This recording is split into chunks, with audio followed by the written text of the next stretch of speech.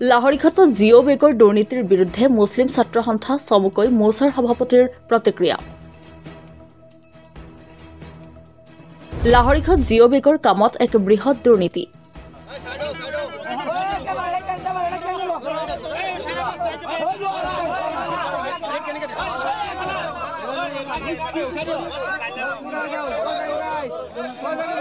বালিৰ পৰিৱৰ্তে বস্তাৰ ভিতৰত বস্তা ভৰাই গৰাখহনীয়া ৰোধৰ চেষ্টা।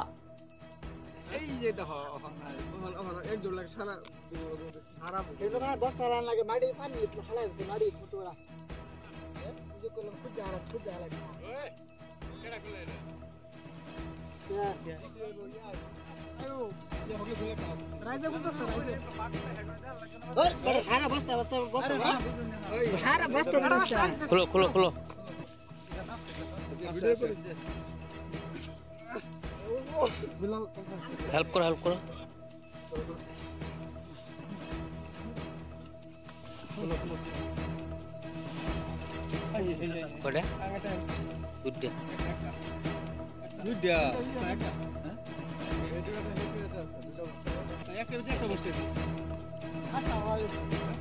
এই দুৰ্নীতিৰ বিৰুদ্ধে মুছলিম ছাত্ৰ সন্থাৰ সভাপতিয়ে প্ৰকাশ কৰিছে তীব্ৰ প্ৰতিক্ৰিয়াৰ।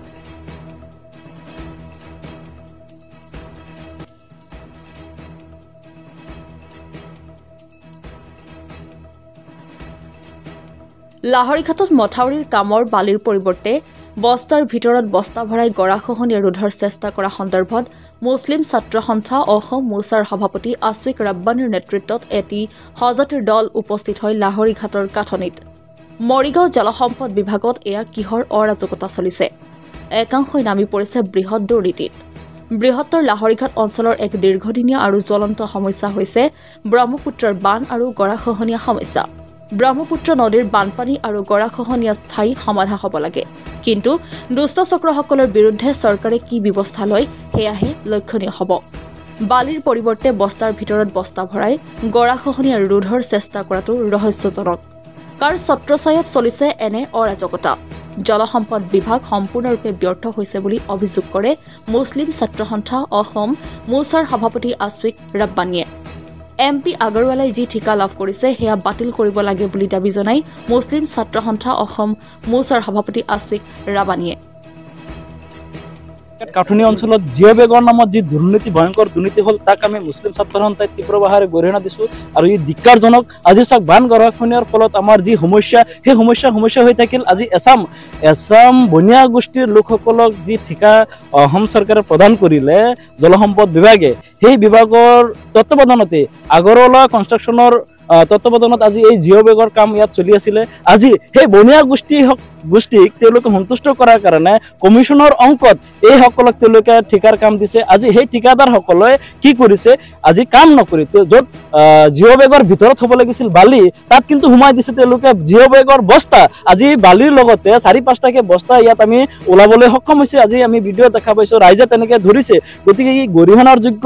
আমি জলসম্পদ বিভাগৰ দায়িত্বত থকা মন্ত্ৰী মহোদয়ক আমি আহ্বান জনাইছোঁ, আপুনি যি নিকা আৰু দুৰ্নীতিমুক্ত কথা কৈ থাকে সেয়া কিন্তু ফুটুকাৰ ফেনত পৰিণত হৈছে। এইসকল যিসকল দুৰ্নীতি কৰি আছে তেওঁলোকৰ এতিয়া দৃষ্টান্তমূলক শাস্তিৰ আমি দাবী বিচাৰিছোঁ। আমি মুছলিম ছাত্ৰ সন্থাই দাবী কৰিছোঁ যেন আজি যিসকলে ইয়াৰ ঠিকা লাভ কৰিছে তেওঁলোকৰ অনুজ্ঞাপত্ৰ বাতিল কৰিব লাগিব বুলি আমি দাবী উত্থাপন কৰিছোঁ। অন্যথা মুছলিম ছাত্ৰ সন্থা বহি নাথাকে। আজি বনিয়া গোষ্ঠীসকলক তেওঁ সন্তুষ্ট কৰাৰ কাৰণে এইসকলক ঠিকা দিয়া বুলি আমি ভাবোঁ। গতিকে এই ক্ষেত্ৰত আমাৰ যি জ্বলন্ত সমস্যা বান আৰু গৰাখহনীয়া সমস্যা লৈ পেলাই আপোনালোকে কি ৰাজনীতি কৰিব আহিছে নেকি? যুগ ধৰি এই সমস্যা হৈয়ে থাকিব নেকি? নে ইয়াৰ কোনো স্থায়ী সমাধান হ'ব? আজি বিভিন্ন সময়ত বিভিন্ন জাতীয় সংগঠনে কিন্তু দাবী উত্থাপন কৰি আহিছিলে যেন অসমৰ বান গৰাখহনীয়া সমস্যাক ৰাষ্ট্ৰীয় সমস্যা হিচাপে ঘোষণা কৰি ইয়াৰ স্থায়ী সমাধান হ'ব। কিন্তু যি সমাধানৰ পথ আপোনালোকে ওলাইছে, বছৰে ইয়াক খিৰতি গায়ৰ দৰে আপোনালোকে ব্যৱহাৰ কৰা পৰিলক্ষিত হৈছে। জলসম্পদ বিভাগ মাত্ৰ বছৰে আপোনালোকে মাথৰি বান্ধিব, জিঅ' বেগ দিব আৰু টকা গোটাৰ মেচিন হিচাপে আপোনালোকে ব্যৱহাৰ কৰিব। ইয়াৰ কিন্তু স্থায়ী সমাধান হোৱাটো কোনো পক্ষেই এইসকলে নিবিচাৰে। গতিকে অনতিপলমে যিসকল এই ভয়ংকৰ দুৰ্নীতিৰ লগত জড়িত সেইসকলক অতি শীঘ্ৰে 24 ঘণ্টাৰ ভিতৰত গ্ৰেপ্তাৰ কৰিব লাগে। অন্যথা মুছলিম ছাত্ৰ সন্থাই কিন্তু হাত সাৱটি বহি নাথাকে, ৰাইজৰ স্বাৰ্থত গণতান্ত্ৰিক আন্দোলন গঢ়ি তুলিবলৈ বাধ্য হ'ব।